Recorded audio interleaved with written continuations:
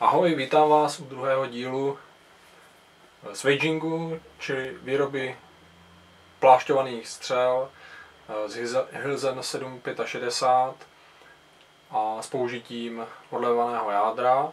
V minulém díle jsem zapomněl říct, že jádro má hmotnost 80 grainů a 765 Hilsen má hmotnost 40 grainů, což nám dohromady dá střelu o hmotnosti 120 grainů.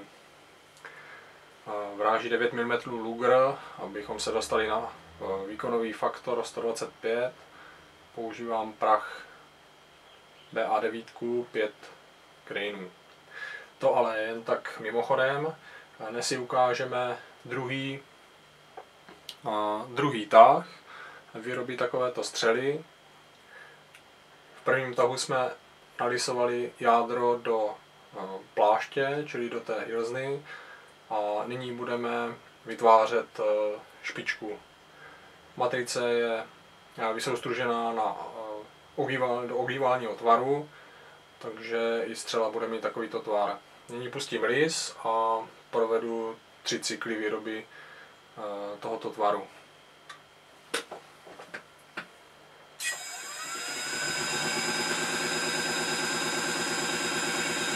Takže vložíme na matrici.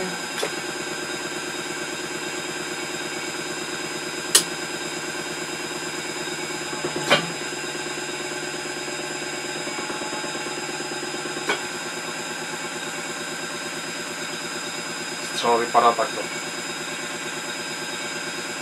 Druhou.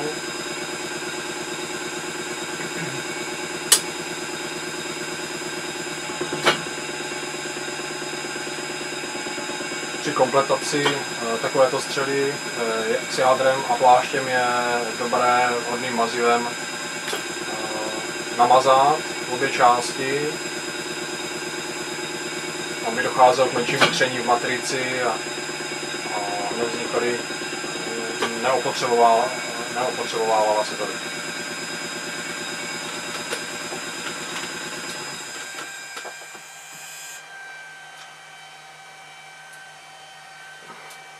Trochu otřem.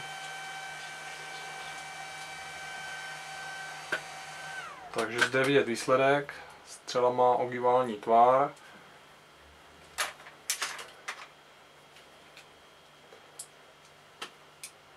Délka takovéto střely je 16,6 mm.